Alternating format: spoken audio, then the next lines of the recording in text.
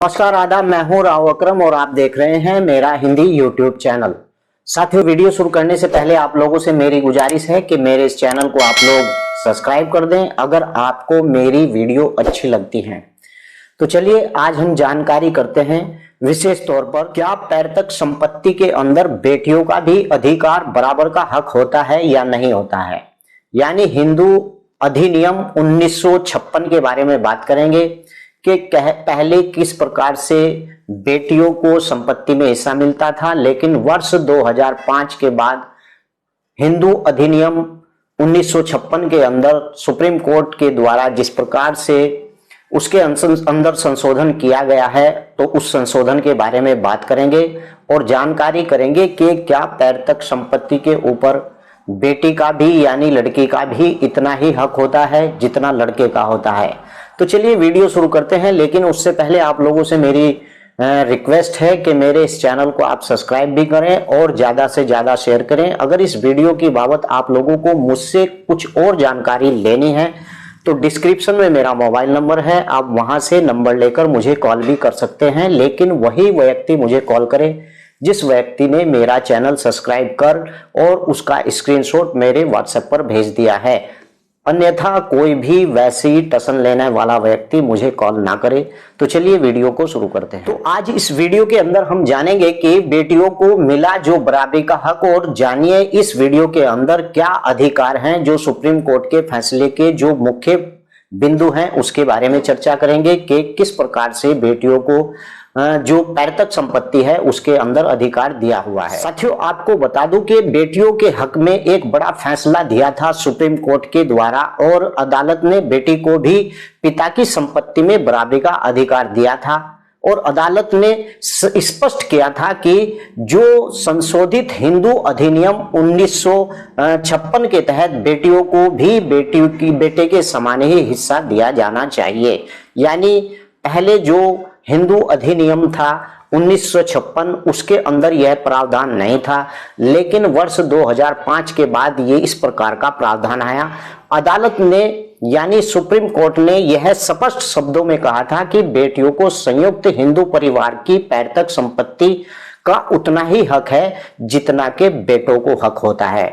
और साथियों, बेटी जन्म के साथ ही पिता की संपत्ति के ऊपर बराबर की हकदारी रखती है।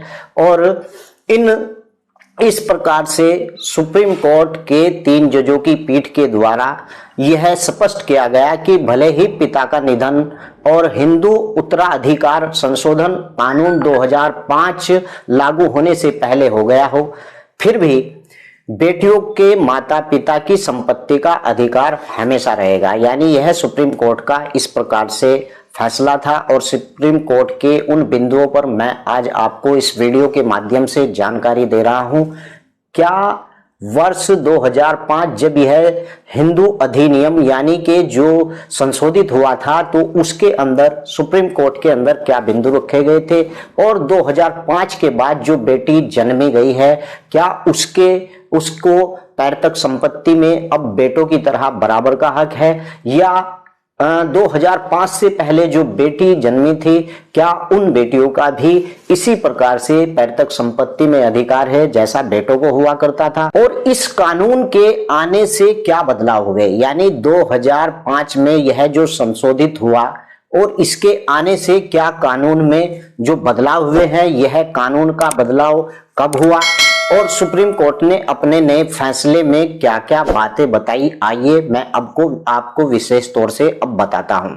साथियों, संपत्ति के बंटवारे का कानून 1956 में बना था, यानी कि संपत्ति का जो बंटवारे का कानून था वह सन 1956 में बना था। और हिंदू धर्म के पैतृक संपत्ति में बंटवारे को लेकर सबसे पहले कानून 1956 में बनाया गया था। इस हिंदू परिवारों में जिनमें बौद्ध, जैन, सिख भी शामिल हैं, और महिलाओं की विरासत में मिलने वाली संपत्ति में उत्तराधिकारी मान्यता मिली थी, यानी उत्तराधिकार की जो थी उन्हें मान्यता मिली थी। और हालांकि मुस्लिम और ईसाई, पारसी और फिर ईसाइयों का यह कानून लागू नहीं होता है, यानी इन धर्मों के लोगों पर इस प्रकार का यह कानून लागू नहीं होता है। अब मैं आपको बताता हूं कि वर्ष 2005 के अंदर हिंदू उत्तराधिकार संशोधन अधिनियम के अंदर क्या बदलाव हुए थे, यह जानना बहुत ही जरूरी होता है। तभी आपको पता चलेगा कि बेटियों का बराबर का हकदार पैतृक संपत्ति के अंदर किस प्रकार से हुए हैं। 2005 यानी वर्ष 1956 के अंदर जिस प्रकार से पैतृक संपत्ति में हक रखा गया था बेटियों का, लेकिन उसमें कहीं जो है मिस्टेक थी, उसके बाद इसे संशोधित किया गया वर्ष 2005 में। और क्या कहा गया कि साल 2005 की विधि आयोग ने अपनी सिफारिश में हिंदू उत्तराधिकार अधिनियम संशोधन करते हुए बेटी को भी विरासत में मिलने वाली संपत्ति में बराबर का जो है भागीदार बनाया है।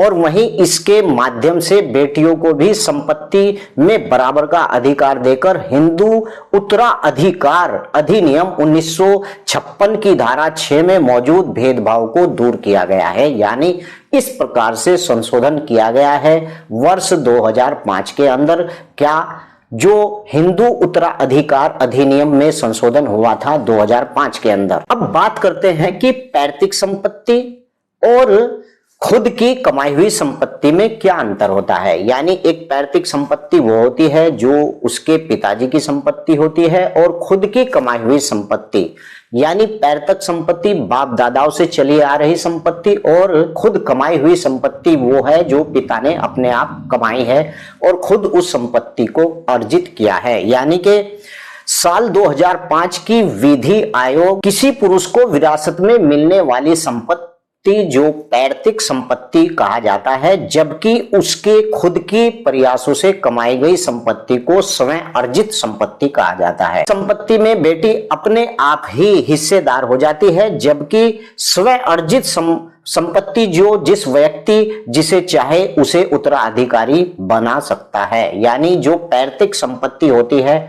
उसमें बेटी अपने आप पूरा हक पा लेती है, लेकिन जो स्वयं अर्जित की हुई संपत्ति है उसमें जिसने वह संपत्ति को अर्जित किया है वह अपने आप उसके अंदर उत्तराधिकारी को चुन सकता है। अब बात करते हैं कि वर्ष 2005 के अंदर यानी जो संशोधन हुआ उसके ऊपर सुप्रीम कोर्ट के अंदर बहस चली, और अब मैं आपको बताता हूं कि सुप्रीम कोर्ट ने बेटियों को दिए अधिकार किस प्रकार के अधिकार दिए हैं। नंबर 1, सुप्रीम कोर्ट ने फैसले में कहा है कि हिंदू उत्तराधिकार अधिनियम 1956 2005 में संशोधित कर बेटियों को पैतृक संपत्ति में बराबर का हक देने की व्यवस्था की गई है। यानी इस हिंदू उत्तराधिकार अधिनियम 1956 में यह प्रावधान नहीं था, लेकिन वर्ष 2005 में जब यह अधिनियम में के अंदर संशोधन हुआ तो उसके बाद बेटियों को पैतृक संपत्ति में बराबर का हक देने की व्यवस्था की गई है सुप्रीम कोर्ट के द्वारा। नंबर 2, 2005 के बाद जन्म लेने वाली बेटियों के लिए तो यह फैसला संशोधन के बाद से ही लागू हो जाता है। यानी कि कोई भी बेटी अगर 2005 के बाद जन्मी है तो उससे तो जन्म से ही यह मामला शुरू हो जाता है कि उसका पैतृक संपत्ति में अपने पिताजी की बराबर का हक होता है जैसे कि बेटों का होता है। और हालांकि इसे लेकर विवाद था कि अगर पिता की मृत्यु 2005 से पहले हो गई हो तो क्या ये कानून बेटियों पर लागू होगा या नहीं। मान लीजिए कि अगर किसी पिता की वर्ष 2005 से पहले मृत्यु हो गई हो या फिर वह लड़की 2005 से पहले जन्मी हो, तो उसके लिए क्या प्रावधान है कि जब अदालत ने यह स्पष्ट किया कि पैतृक संपत्ति में बेटे का हिस्सा देने से इस आधार पर इनकार नहीं किया जा सकता कि उसका जन्म 2005 के बने कानून से पहले हुआ है। यानी इससे कोई फर्क नहीं पड़ता अगर उसका जन्म 2005 से पहले भी हुआ है तो भी वह पैतृक संपत्ति में बराबर का हकदार है। जैसे बेटे एक पिता के होते हैं उन्हें भी बराबर पैतृक संपत्ति में अधिकार होता है। तो मैंने आपको बताया कि संपत्ति दो प्रकार की होती है। एक पैतृक संपत्ति वो संपत्ति होती है जो अपने बाप दादाओं से चली हुई आती है। दूसरी संपत्ति स्वयं अर्जित की हुई संपत्ति। ये संपत्ति वो होती है कि इस संपत्ति का मालिक अपने आप किसी को भी उत्तराधिकारी चुन सकता है। तो मैंने आज आपको इस वीडियो के अंदर बताया कि वर्ष 2005 के अंदर, यानी कि यह कानून बेटियों को उनका हक दिलाने के लिए, यह कानून जो हिंदू उत्तराधिकार अधिनियम वर्ष 1956 में बना था, लेकिन उसके बाद वर्ष 2005 के अंदर इसके अंदर संशोधन आया और उस संशोधन में यह किया गया कि वर्ष 2005 के बाद जो भी बेटी जन्मेगी उसे बराबर का हक पैतृक संपत्ति में होगा और पैतृक संपत्ति में इसी प्रकार से हक होगा जैसे कि बेटों को होता है। अगर इस प्रकार से कोई बेटी अगर 2005 से पहले जन्मी है तो उसका भी बराबर का ही हक होगा अपनी पैतृक संपत्ति के अंदर। तो आशा करता हूं कि आज की वीडियो आपको बहुत अच्छी लगी होगी, लेकिन इस वीडियो की बाबत अगर कोई क्वेरी है या फिर आपको मुझसे कोई राब्ता करना है तो डिस्क्रिप्शन में मेरा मोबाइल नंबर है, आप मुझे कॉल भी कर सकते हैं। तो अगर आपको और भूमि से संबंधित कोई भी वीडियो या किसी भी जानकारी को लेना है तो मेरे चैनल के अंदर आप जाइए, हर प्रकार की वीडियो मैंने इस चैनल के ऊपर डाल रखी है। तो चलिए अगली वीडियो में फिर हाजिर होता हूं। जय हिंद, जय भारत, खुदा हाफिज।